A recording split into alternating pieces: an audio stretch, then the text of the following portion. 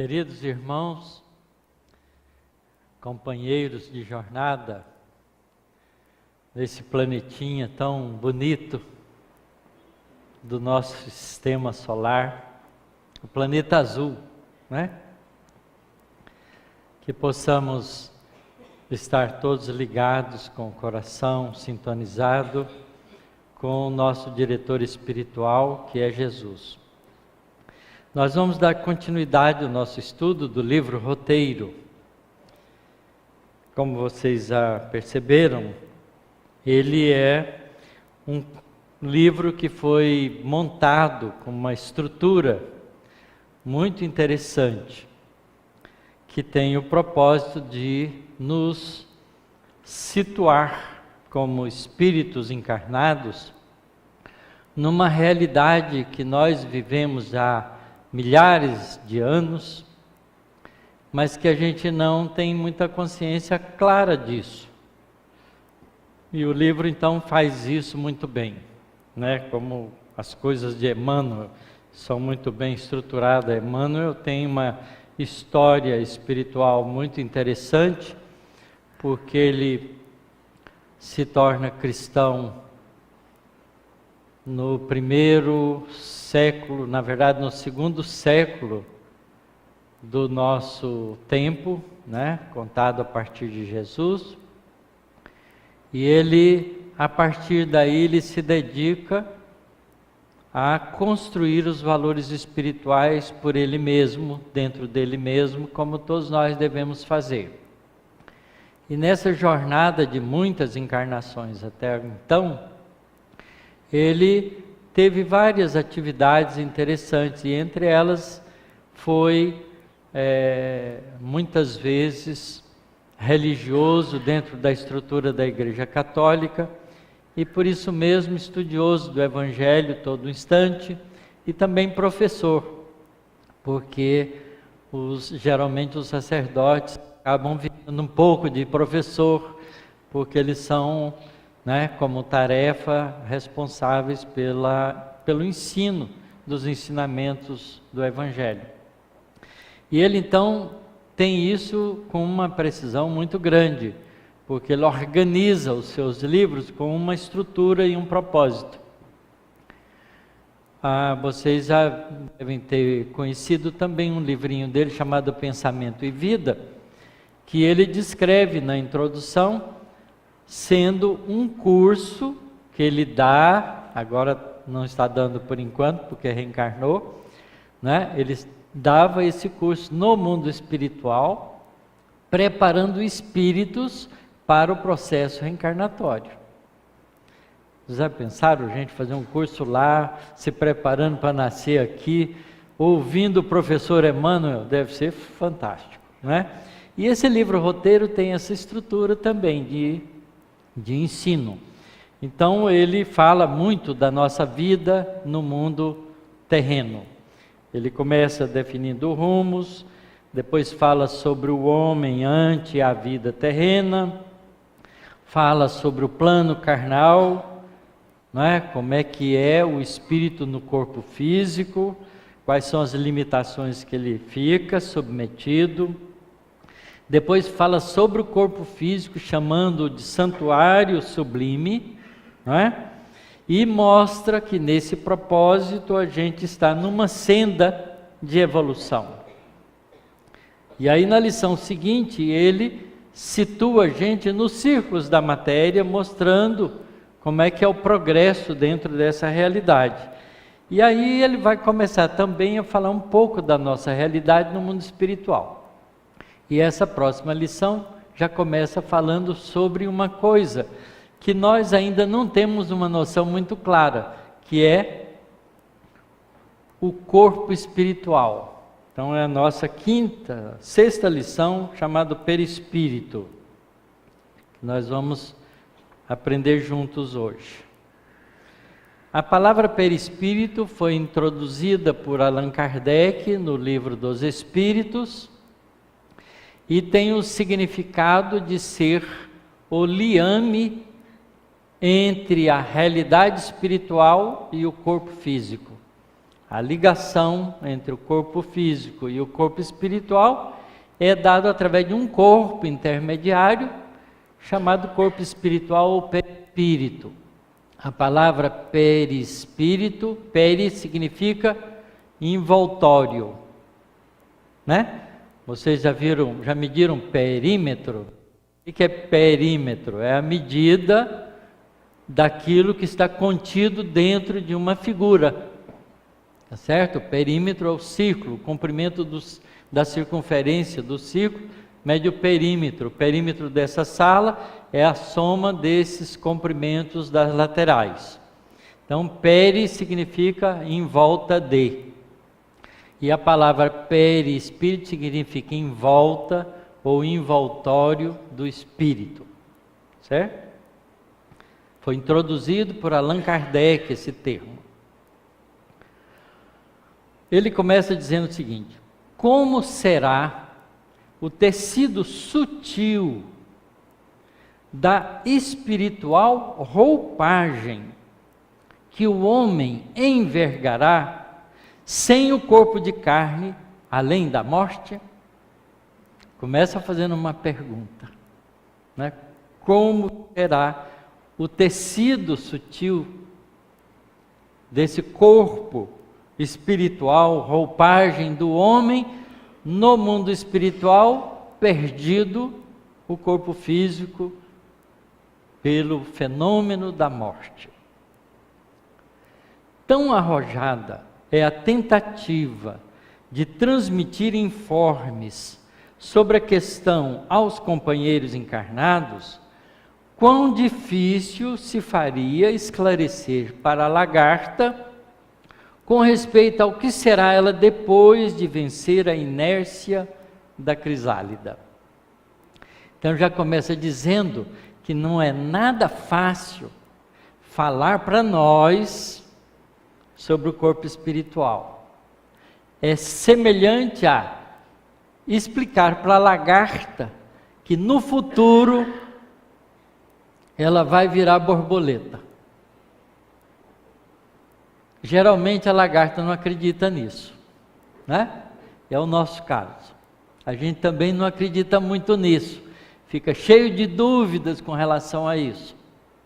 Porque a gente ainda não fixou na nossa realidade interior a nossa vida espiritual. A gente ainda é muito homem e mulher, né? Muito encarnado.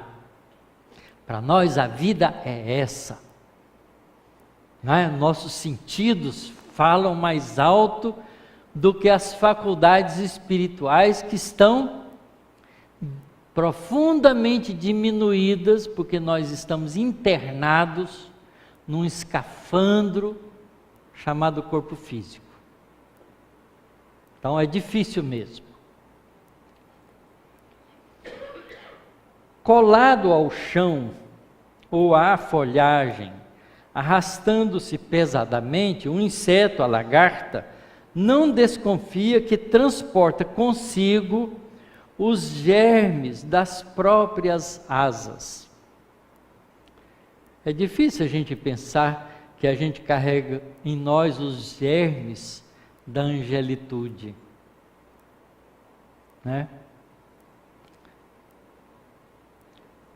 O perispírito é ainda corpo organizado que representa o molde fundamental da existência para o homem, subsiste além do sepulcro, demorando-se na região que lhe é própria, de conformidade com o seu peso específico. Aqui ele está dando uma informação muito interessante. Que esse corpo espiritual, o perispírito, é ainda uma estrutura organizada e representa um molde fundamental da existência para nós enquanto homens e mulheres.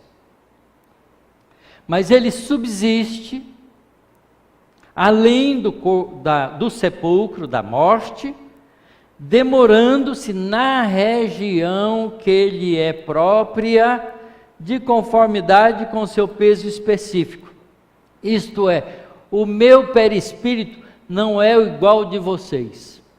E o de vocês não é igual ao de ninguém. Cada um tem o seu próprio. E constrói ele de acordo com os recursos que já possui.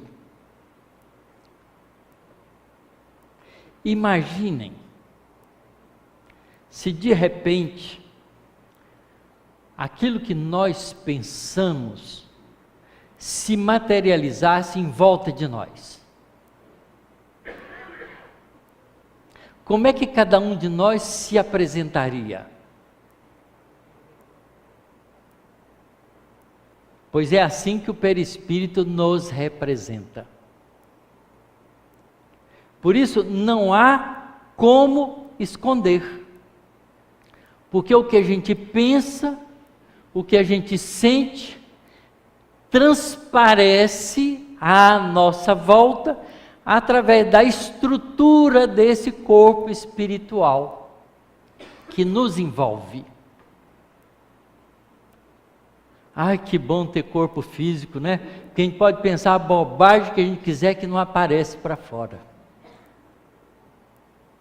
Ele é tão duro, tão rígido, que ele não nos revela, ele nos esconde.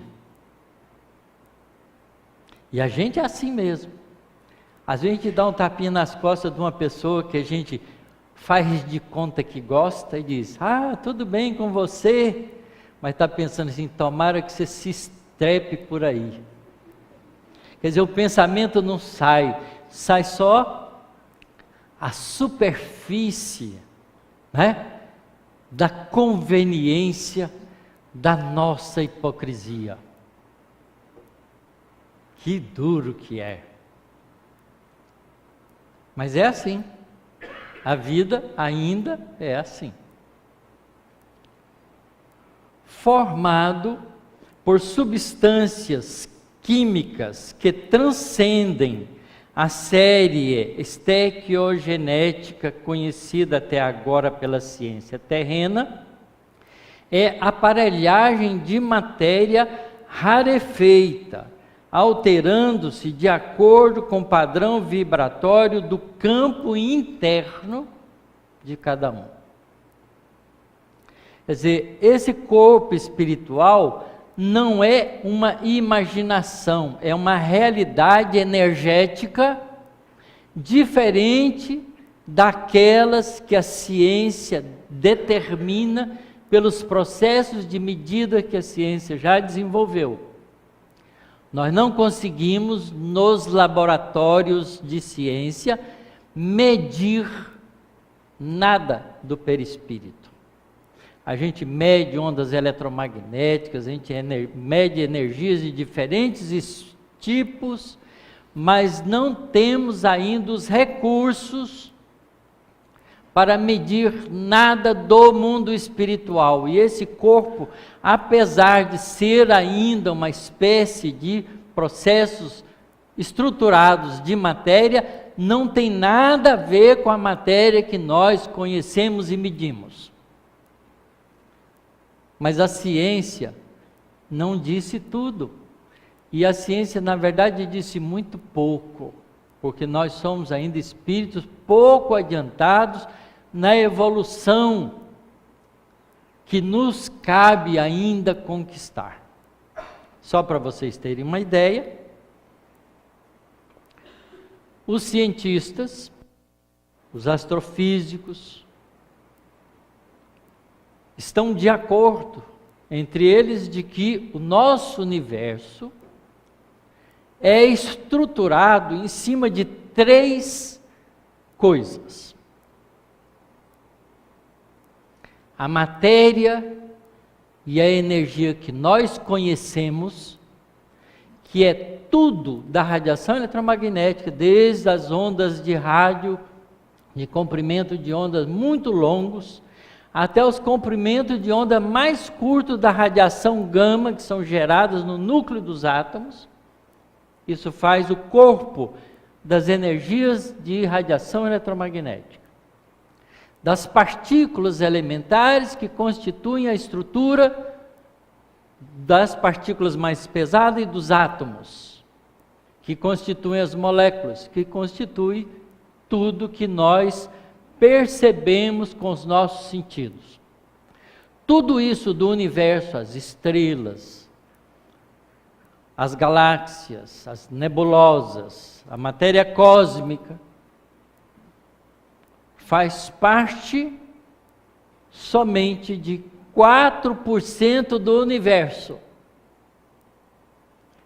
21% é uma coisa que nós chamamos de matéria escura, que a gente não sabe o que é, mas que a gente sabe que ela existe, porque ela exerce efeito gravitacional sobre o espaço cósmico, deformando-o e desviando a direção das ondas eletromagnéticas, ou da luz, que nós podemos medir. Então é uma coisa que a gente não sabe o que é, porque a gente não enxerga ela não irradia nada, mas ela deforma o espaço, de acordo com a teoria de Einstein, né? A matéria deforma o espaço. Então o espaço é deformado por uma matéria que a gente não percebe, que a gente não vê, mas a gente vê o efeito por causa do desvio das ondas luminosas, porque as ondas luminosas viajam no espaço. Se o espaço deforma, a onda segue essa deformação e a gente mede o efeito dessa deformação pela presença de uma matéria que a gente não sabe de que é feita, chama matéria escura. E isso constitui 21% do universo que nós observamos. Então 21 mais 4, 25%. Falta 75% que a gente não sabe o que é, que a gente chama de energia escura, que é uma energia necessária para explicar a estrutura de evolução, de expansão do nosso universo. Então vocês vejam que 4% é conhecimento, o resto é ignorância. Tá certo? Isso é a posição da ciência atual. Vocês podem abrir no Google, não precisa acreditar em mim, pode acreditar mais no Google. E vão ler isso sobre essas coisas que os astrônomos e os astrofísicos têm como conhecimento hoje, o mais avançado conhecimento que nós temos, sobre a cosmologia do nosso universo. Ok? Agora, isso é só das coisas que os nossos sentidos percebem. E a nossa inteligência é capaz de pensar sobre. Agora, tem um monte de coisa que a gente nem sabe que existe, porque não é percebida pelos nossos sentidos enquanto no corpo físico, mas é percebido pelas faculdades espirituais que nós carregamos conosco. Portanto, em estados especiais, a gente pode perceber esse outro lado que os cientistas não detectam no laboratório, mas pode detectar por desprendimento do corpo físico através dos recursos que a gente chama de mediunidade, de possibilidades espirituais de entrar em contato com o mundo espiritual. Então, a gente vê os espíritos, não com os olhos do corpo físico, mas com os olhos do desprendimento da alma. A gente os vê como pessoas vestidas com uma estrutura corporal que os representa, que é o corpo espiritual ou perispírito. Tá certo? De que é feito esse perispírito? Ele está dizendo que é uma espécie de química transcendental, porque não é a química da vida terrena, não é feito das estruturas atômicas da tabela periódica desenvolvida pela química que nós conhecemos. Vai além ou aquém disso, a gente não sabe. Quando eu estiver do lado de lá, eu vou estudar isso e vou saber. Mas por enquanto a gente está mergulhado no corpo físico, a gente fica limitado pelas nossas faculdades sensoriais. Mas é importante isso, que a gente saiba que a alma, o espírito, não é uma abstração. Ele é algo existente que transcende as percepções do corpo físico.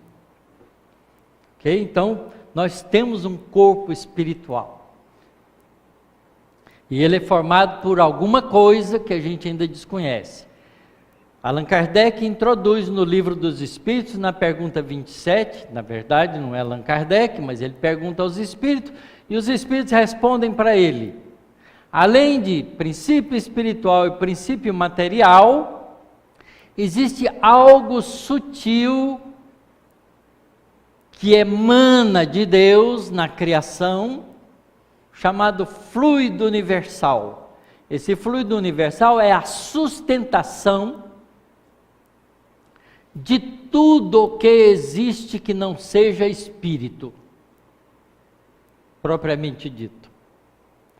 Então é sustentação, inclusive, essencial da própria matéria. Esse fluido universal é capaz de ser modificado pela ação psíquica, pela ação da mente, do espírito propriamente dito. E o espírito então agrega esse fluido à sua volta, como um ímã agrega ali malha de ferro à sua volta, dando uma estrutura de linhas de força, e uma estrutura, enfim, que representa aquele campo psíquico, que ele chama de campo íntimo, e faz para si um corpo espiritual chamado perispírito. E é através do perispírito que nós identificamos os espíritos, porque eles não são fantasminha camarada. Um lençol, um par de olho sem personalidade, né? Porque o fantasma é isso. O que é um fantasma? É um lençol, né? Branco, com um par de olho, mas não tem cara, não tem personalidade, é um fantasma. Pois espírito não é fantasma, espírito é pessoa, é indivíduo, é gente, tem um corpo para o representar. Esse corpo se chama perispírito. Organismo delicado, com extremo poder plástico, modifica-se sob o comando do pensamento. Por isso é que eu propus isso. Imagine que o nosso corpo fosse plástico e fosse sensível à nossa capacidade psíquica, e a gente se modificasse para representar o que a gente está pensando e sentindo. A gente não seria visto como nós estamos nos vendo. Porque uma pessoa com raiva deve ficar tremendamente assustadora. Não é? E às vezes a gente fica com raiva sim. A gente fica magoado, a gente fica ferido, a gente fica triste, a gente fica pessimista, a gente fica depressivo. Imagine como é que é ver um espírito depressivo, um espírito enraivecido. Ele vira um monstrengo, porque ele retrata aquele monstrinho que ele está criando psiquicamente em volta de si mesmo. Mas é também brilhante se ele for uma criatura cheia de amor e de bondade. Então, esse corpo espiritual representa aquilo que o indivíduo está pensando e sentindo. Por isso, não há como enganar. E essa é a coisa mais dura para nós. Porque enquanto no corpo físico, a gente está acostumado a ser social, não é? E a gente finge maravilhosamente bem. Muito bem. Vocês já viram os políticos quando são acusados? Eles não são culpados de nada. Eles mentem com a cara mais deslavada do mundo, mas não são só eles. A maioria de nós faz isso no cotidiano da vida, com as pequenas coisas. Às vezes acontece algo em casa que alguém fez, pergunta, quem foi que fez? Não aparece quem foi. Eu e minha esposa criamos 7 filhos nossos. E era muito interessante isso em casa, porque quando alguma coisa atrapalhada acontecia, quem foi que fez? Eu não fui. Era 7, eu não fui. Mas tinha que ser alguém, né? Aí eu falei, tá bom, eu não tenho mais 7 filhos, eu tenho 8. O 8º é o Gasparzinho. Ele que faz tudo. E é interessante porque a família vai crescendo, vai desenvolvendo, e a gente com a convivência descobre quem são os Gasparzinhos. Não é? Porque não dá para mentir muito tempo. E esse é o grande problema nosso. Quando a gente volta para o mundo espiritual, acabou a mentira. A gente é o que é, porque o corpo espiritual, esse perispírito, nos mostra realmente como a gente é. Isso é uma dureza. Esse é o choque da desencarnação.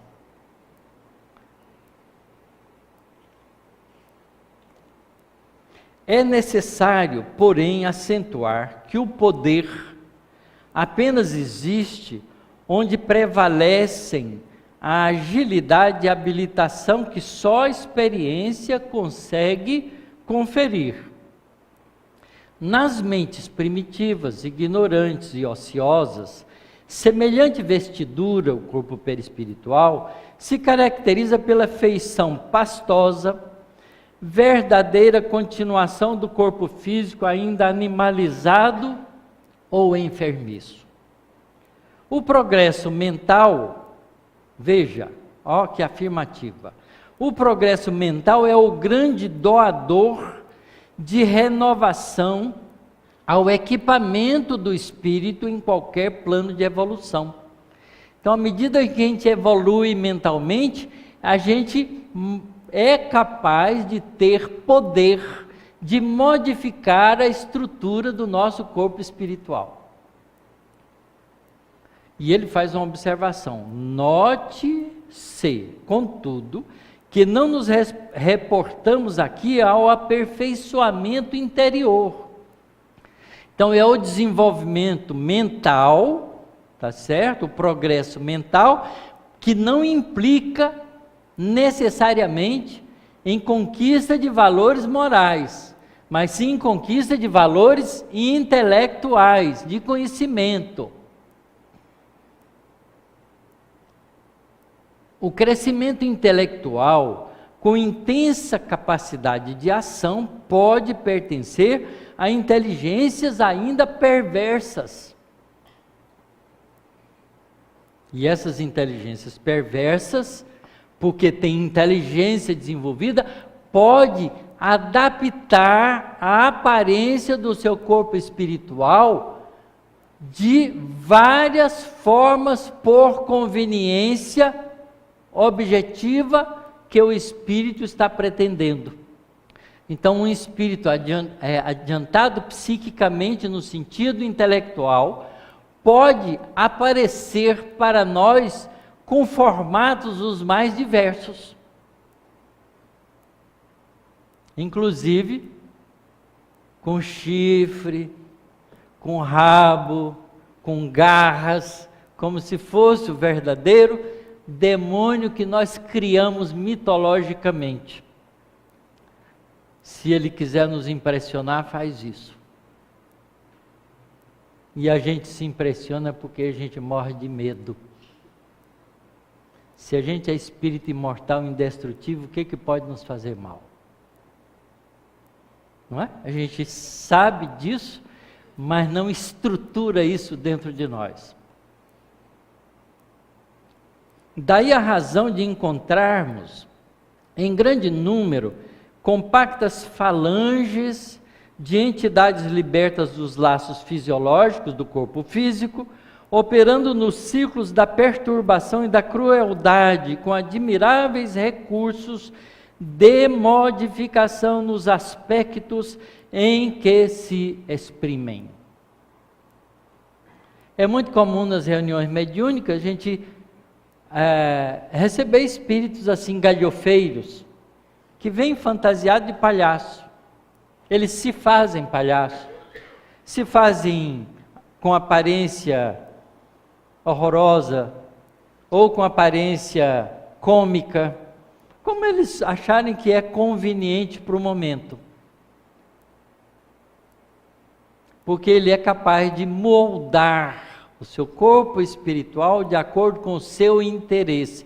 É claro que isso dentro de certos limites, porque a lei de responsabilidade limita um indivíduo no avanço onde ele não é permitido. Quer dizer, um espírito, por mais grotesco que ele queira parecer, ele não fará o mal para o outro se o outro não merece. E esse limite é o limite da misericórdia divina, que põe barreiras sobre isso. Então, um espírito desse tipo não faz o que quer, faz o que lhe é permitido, mas ele não sabe disso, ele pensa que pode tudo. Porque o orgulho e a sensação de poder, não é? O domina. Do mesmo jeito que o poder domina os nossos políticos que acham que são imunes à justiça. Eles podem fazer o que quiserem, porque eles dão um jeito de manipular os juízes, a justiça e resolve o problema deles. Dane-se o povo. Mas não é bem assim, né? Porque as coisas vão devagarinho, aparecendo e mostrando que a coisa tem limite. Não possuem meios para a subida, a ascese imediata, mas dispõem de elementos para dominar no ambiente em que se equilibram. Não adquiriram ainda a verticalidade do amor, que se eleva aos santuários divinos, na conquista da própria sublimação, mas já se iniciaram na horizontalidade da ciência, com que influenciam aqueles que, de algum modo, ainda lhes partilham a posição espiritual. Então só impressiona quem se deixa impressionar. Os anjos caídos não passam de grandes gênios intelectualizados com estreita capacidade de sentir, de amar. Apaixonados, guardam a faculdade de alterar a expressão que lhes é própria, fascinando e vampirizando nos reinos inferiores da natureza. Entretanto, nada foge à transformação, e tudo se ajusta dentro do universo para o geral aproveitamento da vida. A ignorância dormente é acordada e aguilhoada pela ignorância desperta. A bondade incipiente é estimulada pela bondade maior. O perispírito, quanto à forma somática, obedece a leis de gravidade no plano a que se afina. Nossos impulsos, emoções, paixões e virtudes neles se expressam fielmente. Por isso mesmo, durante séculos e séculos, nos demoraremos nas esferas da luta carnal ou nas regiões que lhes são fronteiriças, purificando a nossa indumentária e embelezando-a, a fim de preparar, segundo o ensinamento de Jesus, a nossa veste nupcial para o banquete do serviço divino. Isto é, nós estamos no processo de evolução, aperfeiçoando não só o nosso corpo físico, que com os processos demorados das modificações genéticas vão nos embelezando e nos aprimorando, e nos dando capacidades maiores de ação, quanto vamos também desenvolvendo e embelezando e aprimorando o nosso corpo espiritual, na medida em que nos intelectualizamos e nos equilibramos através dos sentimentos mais elevados, até atingirmos um dia a posição de espíritos não iluminados, mas luminosos, porque iluminado todos nós somos, basta acender a luz. E que tem uma carequinha assim mais brilhante, ainda reflete mais, parece mais iluminado. Mas isso não quer dizer nada, porque o que importa é a gente acender a luz interior, ser luminoso. E a gente acende a própria luz quando a gente se dignifica dentro das leis espirituais que nos governam. Então, o nosso corpo, ele é um instrumento de nossa revelação. A gente se revela através do corpo espiritual, desse perispírito, aonde a gente estiver, mesmo no corpo físico, porque quando a pessoa tem percepção espiritual, ela chega perto de alguém que parece assim, está bem, fala, nossa, mas eu senti tão mal perto dessa pessoa, né? Que ela parece bem, mas ela está criando lá dentro dela um monstrinho que escapa para fora do corpo físico e às vezes é percebido por pessoas mais sensíveis. Não dá para esconder. O corpo físico ainda é uma camuflagem. É como a lagarta, né? Está escondida a asinha lá dentro. Mas se a gente puder entender isso com clareza, olha como isso é importante. Se a gente entender isso com clareza, a gente começa a ser fiel a nós mesmos. E sabendo que a gente é o que é, não o que aparenta ser, a gente começa a mudar o nosso comportamento para ser o que a gente de fato é, melhorando a si mesmo, para poder ser aceito pelas pessoas de uma maneira mais agradável, mais elegante, porque quando a gente passar para o mundo espiritual, é assim que é. E a nossa vida no corpo físico é transitória. A nossa vida real é no mundo espiritual. A gente deixa o mundo espiritual de quando em quando, interna num corpo físico para o processo mais rápido de evolução, mas essa vida física é temporária. A gente é permanentemente um ser espiritual. Então a gente precisa aprender a ser honesto consigo próprio. E essa coisa é difícil. Porque a gente só quer parecer honesto com os outros. A gente ainda não quer ser honesto consigo próprio. A gente ainda não quer ser sincero consigo mesmo. Então, quando alguém elogia a gente fica achando que a gente é aquilo mesmo. A gente sabe que não é. Né? Porque é só sair daquele ambiente, esbarrar com o dia a dia da vida, a gente mostra logo as farpas que a gente carrega com a gente. Então, a gente é um espírito em evolução. Nós estamos construindo em nós a angelitude que nós estamos destinados. Mas até lá é importante que a gente compreenda que nós somos o mundo interior.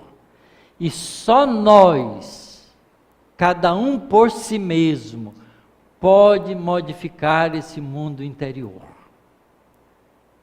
Sabe qual é o duro da doutrina espírita? É exatamente isso.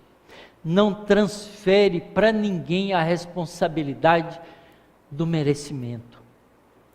As outras religiões, infelizmente, porque não percebem a realidade espiritual, acreditam na graça divina, o favor do céu.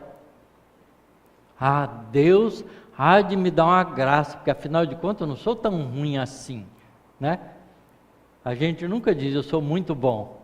A gente sempre, para ficar de bem com Deus, para não pisar na bola, aí não sou tão ruim assim.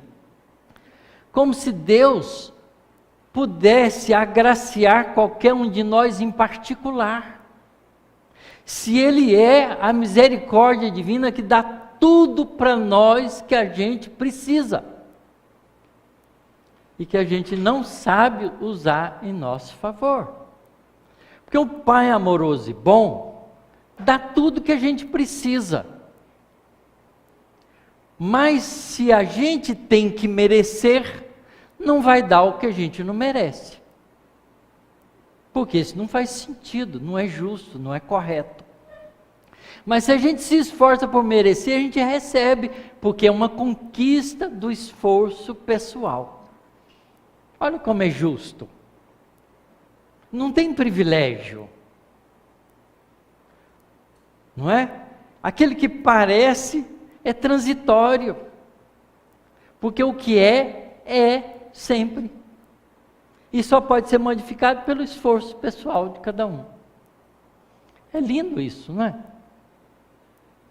Você não põe mais a responsabilidade no pastor, no sacerdote, no palestrante, em ninguém. A responsabilidade é que cada um de nós carrega a sua própria. E é isso que Jesus diz claramente: quem quiser vir após mim. É decisão pessoal. Quem quiser vir após mim, tome da charrua. Não olhe para trás, vem e segue-me. O que Jesus quis dizer com isso?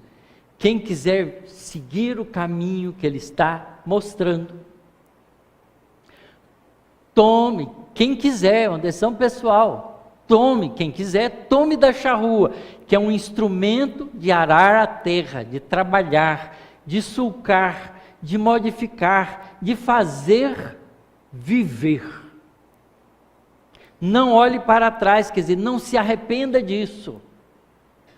Seja perseverante, tome a decisão firme e siga ao Mestre. E vem e segue-me. São palavras contundentes, mas dentro dessa estrutura perfeita das leis espirituais que nos governam, que não dá privilégio para ninguém. Porque é muito triste você procurar uma pessoa que está fazendo cura, né? E você chega lá com a sua doença e você é curado, e o outro que está doente igual você não ser. Mas que diabo, por que curou ela e não me curou? Que médium de cura é esse, fajuta é esse, que só cura quem ele quer? Isso dói na gente, não dói? Mas é que a gente esquece que não há cura sem merecimento. E o merecimento não é quem cura que dá, é a justiça divina. E isso é doído, porque a gente se descobre não merecedor e a gente fica revoltado. Tem gente que fala assim: já cansei de rezar, já rezei tanto, não muda nada na minha vida. Porque a gente quer que o mundo modifique para que a gente se sinta bem nele. Esquece que a gente tem que se modificar para viver bem no mundo que a gente tem. É outra história. Então é muito bonito essa lição do perispírito, que ela mostra que a gente é um ser espiritual real, que tem uma estrutura corporal espiritual que nos revela. Então é melhor a gente se revelar antes, né? Para não chegar do lado de lá e falar assim: pensei que era uma coisa, é outra. É outra porque você se fantasiou.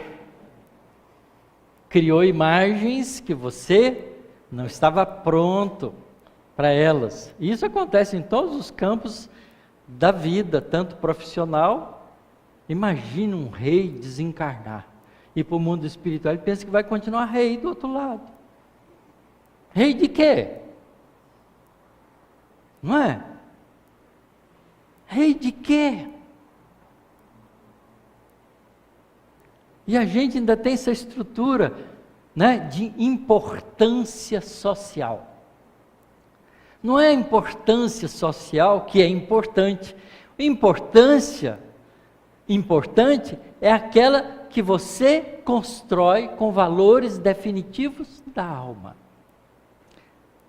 E às vezes uma pessoa humildezinha que está ali varrendo uma rua é mais importante no mundo espiritual do que o presidente da República ou a rainha da Inglaterra. Tá certo? E a gente não se dá conta disso porque a gente vive um mundo de fantasia. O mundo transitório é um mundo de fantasia, um mundo das coisas não permanentes.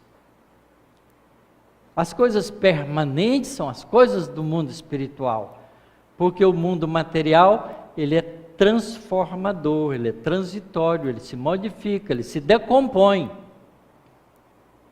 Até as estrelas que têm um tempo de vida tão longo são destruídas. 5, 10 bilhões de anos, uma estrela vive, o espírito vive sempre. Sempre é sempre. Não é só um pouquinho, é sempre. É eternamente. É imorredouro. Nós somos criaturas imorredoras. A gente vai trocar de roupa. E o corpo é a roupa. Não é a roupa do corpo. É o corpo, a roupa do espírito. Transitória, que a gente vai deixar, porque ele vai morrer. Ele é feito de matéria, vai se dissociar, vai se destruir, vai se decompor. Vai até cheirar mal. Não é? E não tem ninguém que não cheira mal. Todo mundo cheira mal. A rainha da Inglaterra, o presidente da República e o mendigo da rua. E a gente não percebe isso porque a gente se cristaliza nas coisas do momento. Então, nós temos um corpo espiritual que a gente pode embelezá-lo sempre através da conquista dos dois valores da alma, do ser espiritual permanente, que é o conhecimento e o sentimento. Quanto mais conhecimento a gente tiver, quanto melhor for os nossos sentimentos, mais bonito, mais brilhante, mais fantástico a gente é. E Jesus disse isso para nós: vós sois a luz do mundo. Por que a gente está com ela apagadinha? Muito bem, essa é a lição do perispírito. Quem quiser saber mais sobre o perispírito, tem aí muito livro para estudar. E para terminar, eu queria ler uma mensagem, porque hoje é dia 23, amanhã é 24, véspera de 25, Natal de Jesus. Eu sei que vocês já tiveram uma linda palestra, com música e tudo mais, feita pela Leia no sábado passado, mas a gente não podia deixar de terminar a nossa fala lendo uma mensagem muito bonitinha, escrita pelo Espírito André Luiz, através da psicografia de Francisco Cândido Xavier, que está publicado no livro Seara de Fé, lição número 27, na página 94. Ele começa dizendo o seguinte: era ele tão simples que nasceu sem a proteção das paredes domésticas. Não encontrou senão alguns homens iletrados e rudes que lhe apoiaram o trabalho na construção da obra imensa. Ensinava as revelações do céu nas praias e nos campos, quando não estivesse em casas e barcos emprestados. Conversou com mulheres anônimas e algumas crianças esquecidas. Todos os infelizes se lhe fizeram a grande família. Valorizava a amizade com tal tratamento que chorou por um amigo morto. Alimentou os que tinham fome, restaurou os doentes e defendeu todos aqueles que se vissem humilhados pela injustiça. Aconselhou o respeito para com as autoridades do mundo e a obediência perante as leis de Deus. Pregou sempre o amor e a concórdia, a solidariedade e o perdão, a paciência e a alegria.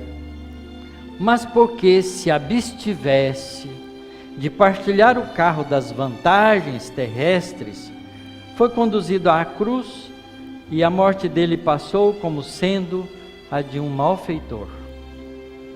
Entretanto, desde o extremo sacrifício, transformou-se no símbolo de paz e renovação para o mundo inteiro. Esse herói da simplicidade tem o nome de Jesus Cristo. Seu poder cresce com os séculos e a sua mensagem, ainda hoje quanto sempre, é a esperança dos povos e a luz das nações. É esse amigo que a gente comemora o Natal. Então, que não façamos da festa de Natal uma comemoração pura e simplesmente mundana,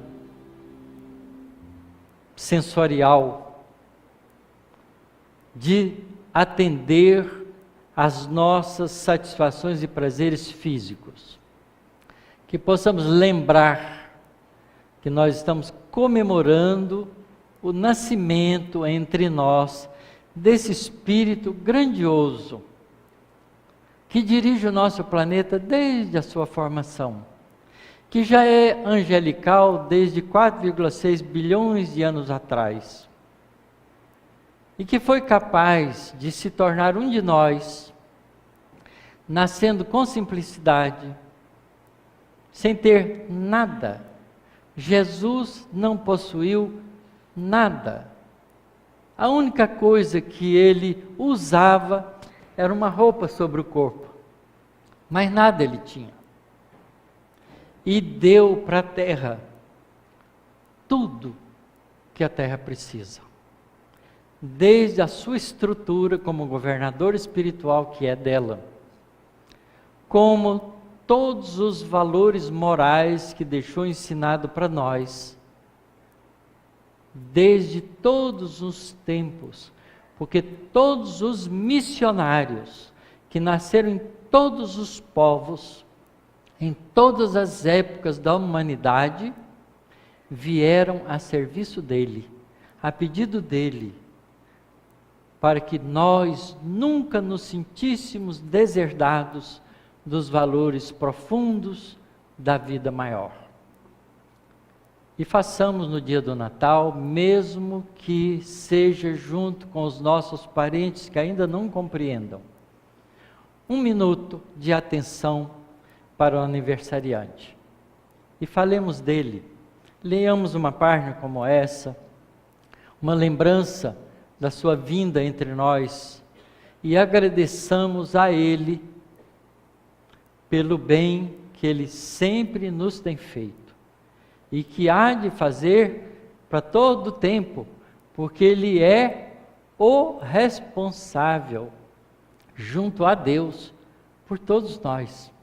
Ele é o nosso pastor, o nosso condutor, o nosso guia e modelo, o nosso anjo bom, aquele que nos ampara e nos protege e nos ajuda em todas as nossas necessidades. Basta que o busquemos, basta que o estudemos, basta que o aprendamos, porque ele é o caminho, é a verdade, é a vida.